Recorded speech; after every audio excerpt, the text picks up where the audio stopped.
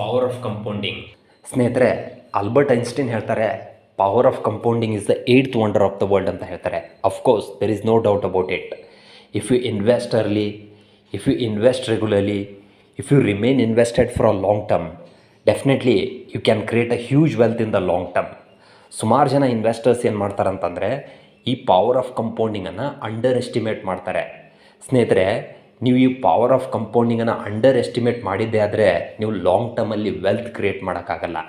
ಸ್ನೇಹಿತರೆ, ಈ power of ಕಂಪೌಂಡಿಂಗನ್ನು ಚೈನಾದ ಬ್ಯಾಂಬೋ ಟ್ರೀಗೆ ಹೋಲಿಸ್ತಾರೆ. ಸೊ ನಿಮಗೆಲ್ಲರಿಗೂ ಗೊತ್ತಿದೆ, ಚೈನಾದ ಬ್ಯಾಂಬೋ ಟ್ರೀ ಒಂದು 2-3 ವರ್ಷ ಅರ್ಲಿ ಸ್ಟೇಜ್ಗಳಲ್ಲಿ ಗ್ರೋತೇ ಆಗೋದಿಲ್ಲ. ಸೊ 2-3 ವರ್ಷ ಆದಮೇಲೆ ಈ ಚೈನಾದ ಬ್ಯಾಂಬೋ ಟ್ರೀ ಒಂದೇ ಸಲ ಗ್ರೋತ್ ಆಗಿ ಸ್ಟಾರ್ಟ್ ಆಗಿಬಿಡುತ್ತೆ.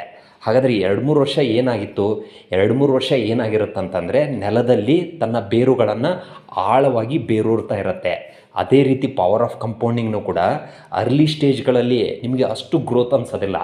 ಒಂದು 5-6 ವರ್ಷ ಆದಮೇಲೆ ಕಂಪೌಂಡ್ ಇಫೆಕ್ಟು ನಿಮ್ಮ ಇನ್ವೆಸ್ಟ್ಮೆಂಟಲ್ಲಿ ಕಾಣೋದಕ್ಕೆ ಸ್ಟಾರ್ಟ್ ಆಗುತ್ತೆ. ಸ್ನೇಹಿತರೆ, ನಾನಿಲ್ಲಿ ಕೆಲವೊಂದಿಷ್ಟು ಉದಾಹರಣೆಗಳ ಮೂಲಕ ನಿಮಗೆ ಇಲ್ಲಿ ಎಕ್ಸ್ಪ್ಲೇನ್ ಮಾಡ್ತೀನಿ. Let's say that you are investing 15,000 every month and you are going to invest for next 15 years. If you get a 15% of return, you are going to create a corpus of 1 crore rupees.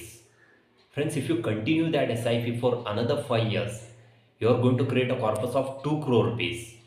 Friends, if you continue that SIP for another 3 years, you are going to create a corpus of 3 crore rupees.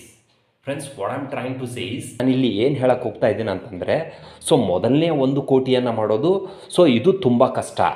ಆಮೇಲೆ 2 ಕೋಟಿ ಮಾಡೋದು, 3 ಕೋಟಿ ಮಾಡೋದು ಇದು ತುಂಬ ಸುಲಭ.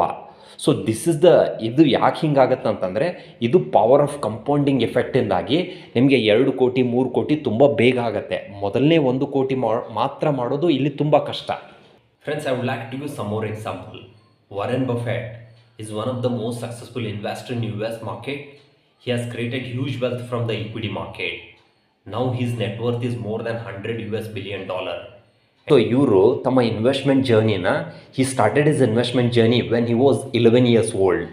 ಆದರೆ his 90% of wealth is created after he turned 60. ಸ್ನೇಹಿತರೆ, ನಾನು ಇನ್ನೊಂದು ಉದಾಹರಣೆಯನ್ನು ಕೊಡ್ತೀನಿ. Ramdev Agrawal is one of the most successful investor in Indian equity market. So he started his investment journey in 1990 with an investment amount of 1 crore rupees. Now his portfolio value is 2200 crores.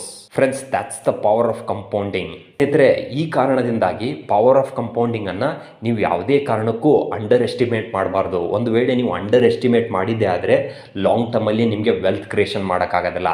Friends, I hope you find this video useful. If you like this video, please to subscribe, please to share it with the community. Thank you so much.